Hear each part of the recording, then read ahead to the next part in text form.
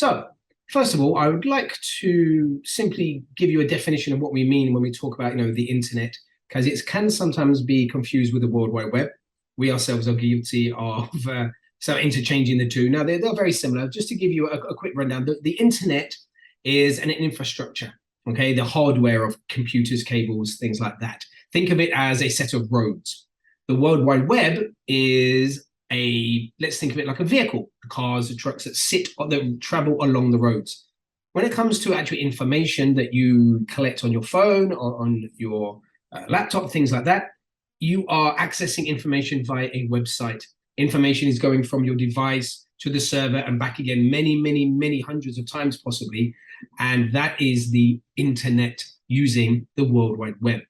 Now, what sits also upon the internet are things like email, which we will touch upon, file transfer protocols, the way that you upload information maybe to the cloud and things like that, as well as mobile apps and even things like Netflix. These all sit upon the infrastructure of the internet. So what actually makes up the internet? Well, like I mentioned, it's a very complex infrastructure, estimated to have over 100 million computers and servers, 2 million cables, all connected together to help people, stay connected and share information, of course. Now, as you can imagine, each item requires electricity to function. So that is where the carbon footprint of the internet basically comes from. However, it's not as simple as that, because there is embedded energy within the infrastructure, the carbon footprint, the electricity usage to create and manufacture the internet itself. So it's not simply about pushing information along a cable, it's the entire internet structure itself. Now, you have data centers. Some of you may erroneously refer to the cloud, thinking it's a white fluffy thing in the sky.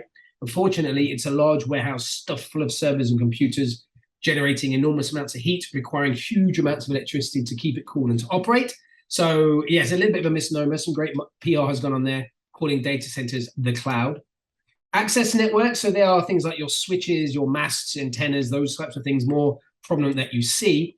And finally, of course, you have your devices, your laptops, your telephones, that sort of thing. Now, 13% of the energy throughout the internet is consumed by data centers, 24% through the access networks, and 63% through your devices, okay? Interesting fact here that those smartphones and the laptops that we all become so dependent on, 80% of their carbon footprint has already been incurred before you ever turn it on.